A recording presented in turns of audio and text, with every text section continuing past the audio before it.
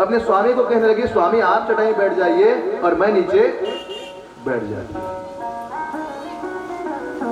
तो कर्दम जी महाराज ने यह प्रस्ताव स्वीकार किया कि ये मेरे पत्नी बनने योग्य है, क्योंकि ये मेरे पद को रखने वाली, जो पद को रख दे वही पत्नी है। अपने पति के पद को रखे, हर स्थिति में अपने पति को नीचा न दिखाए, अपने पति का सदैव ऊंचे सिंहासन में बिठा करके सेवा करे, वही पत्नी है।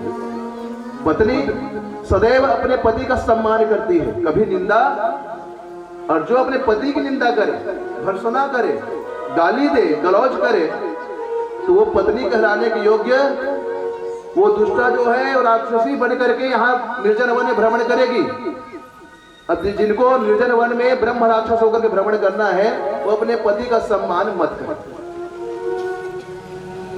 गांवों में कई माताएं अपने पति को गाली देते हैं, मोर पति ने तब वो छांट के मिले, संसार में इसमें घर वाला नहीं हुई। और खासकर हम लोग थे, कैसे महाराज, कैसे रात बरंग मिला रहे थे, इसने पति मिले। तो भाई भगवान राम भी मिले थे, 14 वर्ष का वनवास भी उनको हुआ था। पहले राजा थे, फिर रंग हो गए जनक से, लेकिन सीता जी उनका साथ छोड़ दिए। वनवास तो मात्र राम को मिला था, 14 वर्ष राम वन वासी, मात्र राम को, न सीता न लक्ष्मण। लेकिन भगवान की जो कथा है, इसमें हमें सीखना चाहिए माताओं कि हम अपने पति को सदैव ऊंचा दर्जा दे। जब हम देंगे ऊंचा दर्जा, तो संसार में उनको ऊंचा दर्जा मिलेगा। बोलिए राधे राधे। तो आज से पति के लिए मात्र सम्मान का भाव हो, अपमान का भाव वो सब हमेशा वंदनीय है, न कि निंदनीय है। पति हर स्थिति में वंदनीय है, आपके लिए पूजनीय है, उनकी निंदा बिल्कुल मत कीजिए। बोलिए राधे राधे। तो करते होंगे तो छोड़ दीजिए, आज से भगवान में समर्पित कर दीजिए, अब प्रायश्चित कर लीजिए। महाराज जी पहले गलती हो गई, अब आज की बात गलती नहीं होगी, भगवान क्षमा कर देंगे, आज कर देंगे। समय चुकोगे, कहते हैं भाई सुबह का भूला शाम को वापस आ जाए, उसे भूला नहीं कहते। और अगर वो रात हो जाए तो भूला तो रात में आए, तो भगवान उसको फिर दंड देते हैं, तो रात होने ना पाए, शाम तक वापस आ जाइए। आज के शाम चढ़ा दीजिए, गलती बहुत हो गई। करदम जी महाराज, कर आने यानी हाथ, और दम यानी दम निकालना। कर का तात्पर्य है इंद्री से, और इंद्रियों का जो दमन कर दे वो करदम। देवहूति कौन? जो देवों की आहुति है, जिसको सब लोग बड़ी श्रद्धा से आहुति देते हैं। इस जगह पर यज्ञ होगी मेरी माताओं बहनों बांधवगणों, तो जो आप लोग यहाँ पर स्वाहा के द्वारा भगवान को आहुति देंगे, प्रेम से देंगे कि नहीं देंगे, खीर पूरी खिलाएंगे कि नहीं खिलाएंगे भगवान को, वो देवों की आहुति ही देवहूति है। जो आपकी श्रद्धामयी भाव है वो देवहूति। कितनी सुंदर होगी देवहूति, आचरण से बहुत सुंदर। लेकिन विवाह के प्रस्ताव में जब मनु जी ने कहा कि मेरी पत्नी है, वो पुत्री है, इसका वर्णन कीजिए भगवत, तो कर्दम जी ने एक शर्त रखा, कहा कि मेरा एक संतान होगा, फिर मैं अपनी पत्नी को छोड़ करके चला, मैं अपनी पत्नी के साथ में सदैव रहने वाला नहीं हूं। मनु जी ने कहा अब ये प्रस्ताव आप इनसे पारित कीजिए, अगर ये प्रस्ताव पारित कर दे, अगर स्वीकार कर ले मेरी पुत्री जो है, तो फिर मुझे कोई इससे बात नहीं। देवहूति ने कहा जैसे मेरे स्वामी की इच्छा, मैं तो जब से आपको एक बार उस छत से देखे हूं, जब आप वहां से गुजर रहे थे, उसी दिन से मैं जान गई थी कि यही मेरे पति बनने योग्य हैं। तो महाराज जी मेरा सौभाग्य, जितना समय आप मेरे साथ रहेंगे उतना समय मेरे लिए अच्छा। बस आप संतान कह रहे हैं, बस एक संतान मुझे दे दीजिएगा, फिर आप जहां जाना चाहते हैं वहां आप चले जाइए, मैं आपको बांधूंगी नहीं। विवाह हुआ, बड़े धूमधाम से विवाह हुआ, मेहंदी लगी, डोली सजी, सुंदर कर्दम जी का विवाह हुआ। लेकिन ये जो देवहूति थी वो तो 18-20 वर्ष की थी, और ये जो कर्दम जी महाराज से हजारों वर्ष के बूढ़े, गाढ़ी पका हुआ, जोड़ी कैसे बने?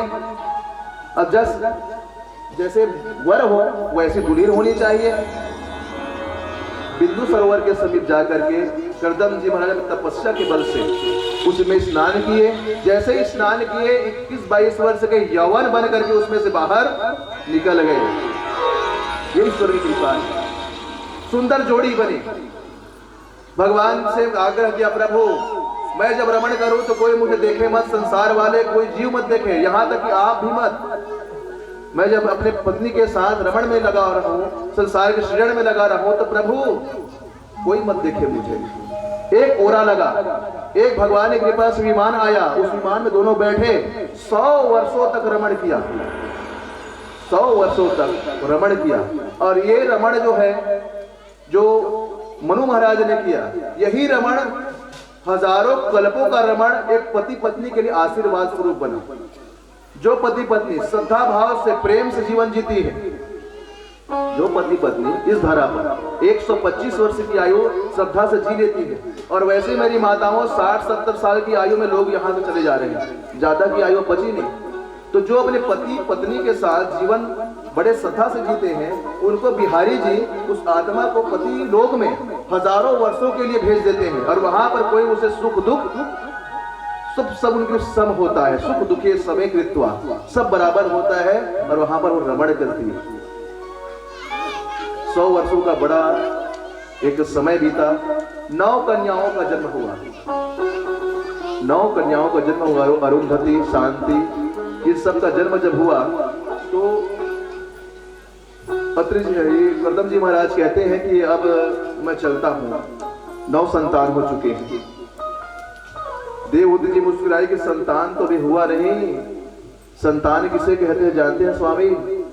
जब नवधा भक्ति हो जाए, और नवधा भक्ति होने के बाद जब नवधा भक्ति का मंथन हो, और मंथन से जब भगवान प्रकट हो पुत्र के रूप में, एक सात्विक सत्य पुरुष की उत्पत्ति हो, तब उसे संतान कहा जाता है। पुत्र तो सब पैदा कर लेते हैं, लेकिन सतपुत्र जो है वो बिरले को प्राप्त होता है। सतपुत्र जो है वो बिरले को प्राप्त होता है। प्रभु तो 9 कन्या जो है, मैं उसको नवधा भक्ति समझती हूँ। एक मुझे सतपुत्र और दे दो जो संतान के लिए सब, फिर आप चले जाइए। एक भक्ति में भगवान मिल जाते हैं। तो यहां तो नवधा भक्ति आ गई, तो नवधा भक्ति आ गई तो भगवान तो आएंगे ही। कहते हैं कि भक्ति के 9 विग्रह हैं। भगवान श्री राम ने सबरी के साथ बड़ा ही नवधा भक्ति का बड़ा गुणगान किया है। एक भक्ति आ गई माता, भगवान मिलेंगे, ये 100% सत्य है। प्रथम भगति संतन कर संग। अभी जो संग कर रहे हैं आप, प्रथम भक्ति है। मात्र संग कीजिए, भगवान मिल जाएंगे। दूसरी भगति मम कथा, दूसरी रति मम कथा प्रसंगा। ये एक भक्ति जो है 9 क्रम में है। 9 कन्याओं के रूप में जन्म लिए, उसके पश्चात संतति करते भगवान कृपा करते हुए कपिल के रूप में इस धरा पर प्रकट हो गए। बोले कपिल जी महाराज की। ये वही कपिल जी महाराज है जिन्होंने अपनी माता को सदगति दिला दी। साक्षात परमपिता परमेश्वर हैं जो कपिल के रूप में आते हैं। कर्दम जी महाराज वहां से छुट्टी लेकर के फिर आगमन करने की, हे देवहूति अब मुझे छुट्टी दे, क्योंकि मुझे भगवत सेवा करना है। और जब सृजन हो जाए तो वास्तव में एक समय के बाद सभी लोगों को संन्यास ले लेना चाहिए। जैसे बूढ़े हो गए तो नाती क्या कहता है? बाबा बाबा कहता है कि नहीं कहता? बाबा बाबा बाबा। तो समझ जाना चाहिए कि आप बाबा बन जाने में ही अच्छा है। ज्यादा गृहस्थ में फंसना उचित नहीं है, क्योंकि दलदल ही है। लेकिन इधर से पुत्री की लड़की आती है, वो कहता है नाना नाना नाना, और वहां पर नाना का तात्पर्य हो जाता है ना, मतलब बाबा बनना नहीं है, घर में ही रहना है। बेटे का पुत्र बाबा कहता है और बेटी का पुत्र नाना, हो गया ना। तो यहाँ पे हम लोग घर छोड़ नहीं सकते। लेकिन गृहस्थ में एक बात अच्छी बताई माताओं, रहिए घर में, लेकिन उस छोटे से कीड़े की भांति, जैसे एक छोटा सा कीड़ा होता है तालाब के निकट कीचड़ में, जिसको हम क्या कहते हैं? छोटा सा कीड़ा होता है जो कीचड़ में होता है, घोई। घोई कहते हैं। और वो घोई कीड़ा जो कीचड़ में रहता है, बार बार जाता है, बार बार निकलता है, लेकिन वो कीचड़